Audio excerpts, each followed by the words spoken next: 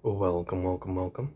In today's video, I'll be showing you my collection of 4 OPINELs, but mainly focusing on the newest edition of this collection, the OPINEL number 6.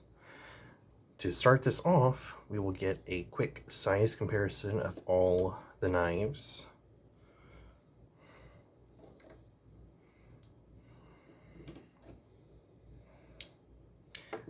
Starting over here, we have the OPINEL number 9, very nice model. The number 8, their most common model. The number 4, which I highly recommend for Altoids tins, keychains, etc., etc. And then the OPINEL number 6. Now, I want to address some stuff right off the bat. Most OPINELs do not come with lanyard holes. This one can, the one I ordered did not, and so I added one. These two, all of these holes here I have added personally myself. These two, I have added these little designs I've carved on the handles. OPINEL is a fantastic knife for just general customizing, making it your own. Very nice. They all come with this black painted on branding here, OPINEL Savoy, France. On these 3 knives, I have scraped it off the side to not mess up with carvings. This one, these are all the same beechwood, and it's wonderful because the beechwood can come in slightly different colors with how they oil it and stuff, however they preserve the wood. And this is a fantastic little size.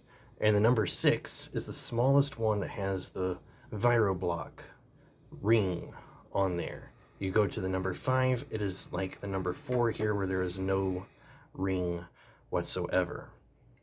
So, why is that on there? I need to scrape that off. Now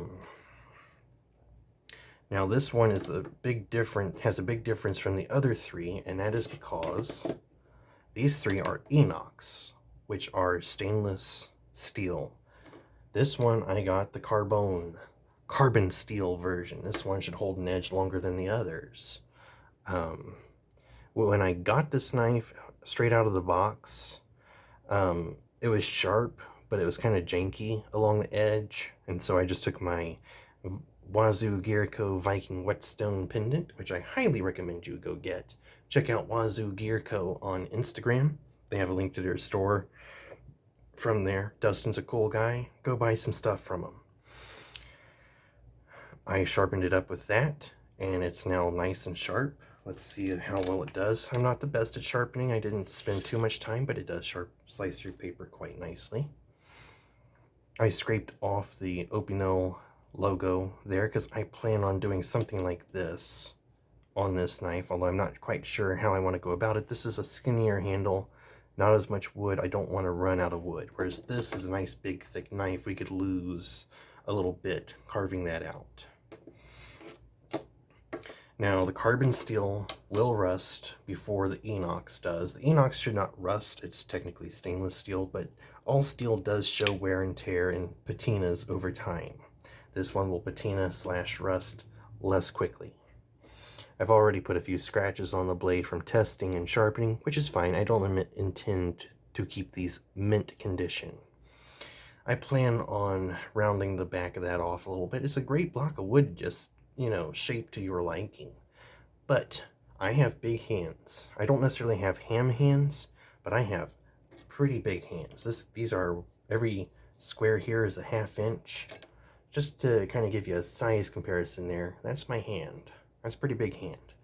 And I can get a full 4-finger grip on this knife. If you've got big hands and you're wondering if the number 6 is up to your standards in size and stuff, I would say yes. The blade can be sharp all the way down to the bottom, although I do like to leave that little bit at the base kind of blunt for safety. But yeah, I think this is actually a surprisingly good size. I've been holding off on getting the number 9. I've been holding off on getting the number 6 here for a while because I wasn't sure about the size. One of these days, I'm going to have the whole range of OPINELs. It's going to take time. I know they're cheap, but so am I. But they are good quality. They're not cheap quality. They're just cheap in price. These are fantastic. I apologize for the camera wobbling all over the place. But something interesting, I may do another Altoids EDC10 video. And what I have found out is the number 6 OPINEL fits down in there perfectly.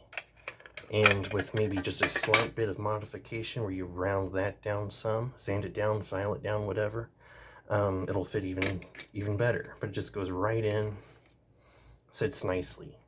And that is a decent size knife for an Altoids survival tin. I love how it's a 4-finger grip. You can do the 3-finger grip, you can do the 2-finger grip. It's a great little knife. It's not terribly thin, which is nice. It's thin, but it's not, you know, I feel bad using it thin. I think, you know, this will probably be my most carried OPINEL, aside from the number 9. I'm probably going to go number 9 if I'm going camping. That's just a nice big knife. I know the number 10 is usually people's preferred camping size, but, you know, the number 9 and then the number 6, tag team. Very nice. Number 8 is people's favorite, very obviously so. It's a good general size. It's a 5-finger grip. It's good. It's great. It's, you know, this is the original OPINEL that Joseph OPINEL made way back in the day, basically. And it's been very little has changed on this over the years, which I'm glad to see. OPINEL is like France's version of Victorinox. It's, you know, family ran. It stays traditional with a few modern additions now and then, but it keeps to the basic tradition of the knife that was originally made, and it's wonderful. And I love how the size just transfers, how the shape transfers down with the size, like it stays the same all the way down. The number 4 is a fantastic, you know, keychain, you know, survival tin knife. Very thin, but, you know, you're not going to be batoning a log with this thing. You really wouldn't baton a log with anything but maybe a number 12 of one of these knives. And a tip, if no one has ever told you, when batoning with a folder, do not baton with the thing fully open. Baton with it like so, where the shock can be absorbed, you know, can give a little bit here. Because when you're batoning like this, if it's a liner lock, those suckers can usually bend. Not many knives, maybe a lockback or Cold Steel's Triad lock can hold up to a good set of batoning.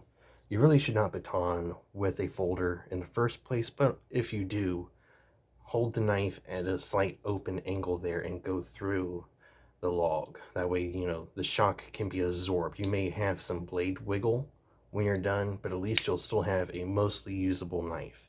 If you try to baton with a fully open and locked knife, you'll probably break the thing to where it's mostly useless. But the number 9 and the number 8 have been my favorites up to this point because that's all I had really known. The number 4 stays in a little fire starter tin I have because it's great for scraping on a fire steel. And the little tin I have here has some beeswax lip balm, has a small sharpening stone, has a small ferro rod, and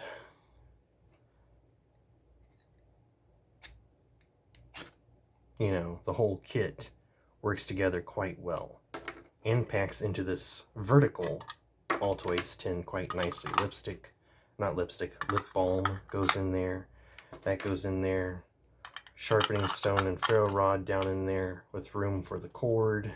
This is just 95-pound paracord from Hobby Lobby, not sponsored.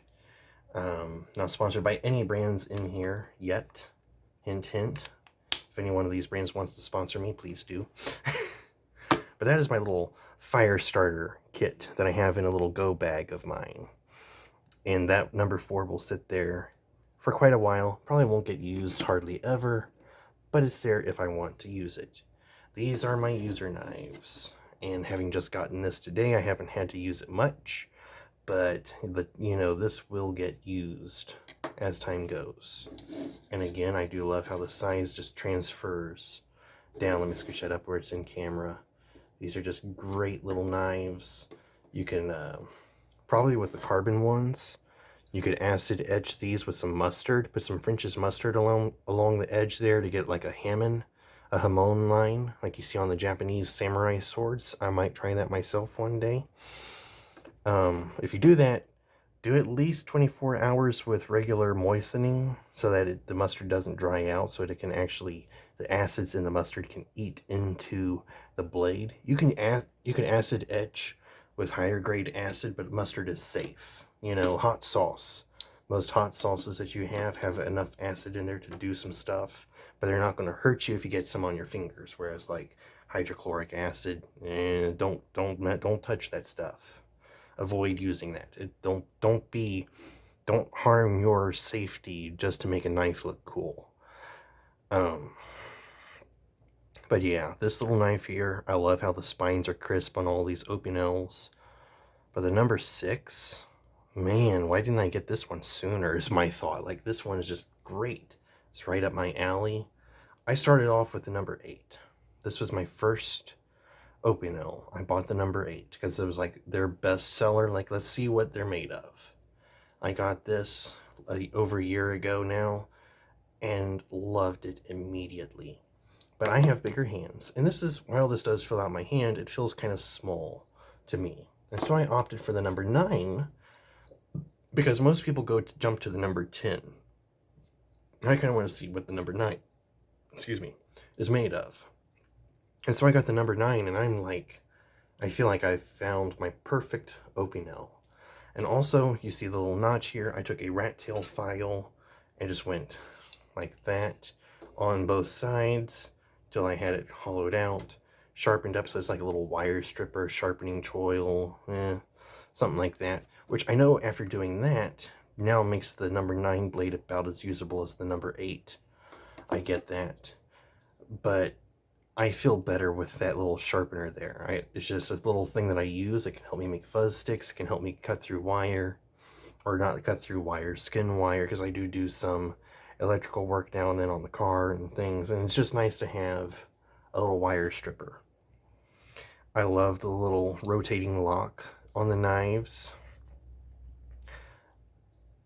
It's just been a fantastic thing. And then just in the last week, I've personalized these 2 knives with the little etches there on the side, kind of make it my own. Kind of got the design pattern from Georgia Bushcraft. Go check him out on Instagram. Or not Georgia Bushcraft, Bushcraft Kelso. Great guy. Check out his survival content. He makes great stuff on Instagram. Go check him out. Tell him I sent you. But these were my 2 hardest hitting Opinels for the longest time. And while I will still carry them often, I'm going to be most likely carrying the number 6 even more so. This is just a perfect little knife. Now, I do not do the lanyards all that much, but I like to have the option of running a paracord through to hang it around my neck or something. So, you know, that's kind of a little, that's like, it's easy to do. If you have a drill kit, a drill gun, or a drill desk-mounted drill set or something, you know, just bore a hole through that. You can see where mine are, and you can see how it does not interfere with the blade any at all. So that little corner on the handle is just a perfectly safe spot to drill through. I kind of went a little closer to the flat end here on this one than maybe I should have, but you know, it's a great little spot to just drill in. I might flatten the sides on this one a little bit. This one's probably going to be my most customized one over time. I'm going to do a little here, do a little there. So, thank you for watching this video of me rambling on about Opinels kind of all over the place here. But I like to do an update every time I get an Opinel because, like, here's what we have, here's what I just got, how do they compare, how do they stack together, you know. So, thank you for watching this video. Thank you for listening to me ramble. If you like my content, please consider liking the video. Please consider subscribing. That really helps me out a lot. I'm trying to hit 1,000 subscribers and start getting paid for this by YouTube. And if you do subscribe, please select one of the hit the bell and select one of the notification methods that you would like to be notified, because if you do not hit that, YouTube, something in their new algorithm, just automatically unsubscribes you from my channel in like a day or so. It thinks that you're like, you didn't know that what you were thinking when you subscribed to this channel. So it's not just my channel, it's a lot of channels. If you've subscribed to a new channel lately, go back and check to see if you're still subscribed. You may not be subscribed to them anymore. YouTube may have disconnected you. So please, for the other YouTubers out there, please go back and check, because you may not be connected anymore. So I am here on YouTube. I try to post weekly videos. If it's a funky short video that I can't really make into a long one, I'll post it sometime during the week as a little bonus episode, but I usually upload a normal full-length video on Fridays, 5 p.m. Central Standard Time, USA, Earth. Not Mars. Earth. But I'm also on Instagram, JSPR_EDC. You can just call it Jasper EDC. But since EDC is kind of an acronym, break it down, kind of word, I broke down my name down through JSPR. And so far, I'm glad I picked that one, because that username has not been taken on many places. Lovely. I say a lot, don't I? Shoot. There we go again. But I am on Instagram and YouTube, JSPR_EDC. Please consider checking me out on Instagram, because I do post pictures and little snippets of stuff that I don't normally put here on YouTube. So, with all that said, with all the rambling done, thank you for watching this video. I hope you found it useful, informational. Hope it helps you build your EDC to your standards. And until the next time, farewell, carry well, and a bye-bye.